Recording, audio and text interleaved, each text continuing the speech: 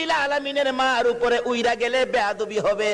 আমিনা বলেন সকল পাখিরা আমার দুই পাশে গুইরা যায়, আমি আমেনাকে সালাম জানাইয়া যায়।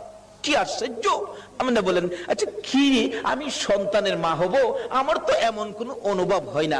আমিনা কয় একদিন গভীর রাত্রে নিরিবিলি বসে আমি দেখতেছিলাম পেটে সন্তান আছে কিনা। কয় খালি বলে সন্তানের মা হব, কই আমি তো কোনো অনুভব করি না, বোঝা না, ভারী না, বড় না, ব্যাপারটা কি? একদিন লক্ষ্য করে পেটের দিকে তাকাইয়া দেখি পেটের ভিতর থেকে একটা নূরের জ্যোতি বাহির হইতেছে। আল্লাহু আকবার!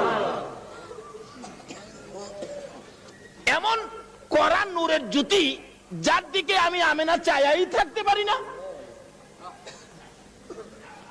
তখন থেকে মা আমেনা টেনশন করতেছেন, কবে জানি সন্তান ভূমিষ্ঠ হয়, কবে জানি সন্তান আসে, কবে জানি আমার সন্তান দুনিয়ার তার শিবানে। আমি কাকে বলবো?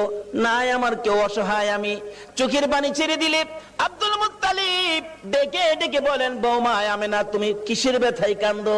বাবা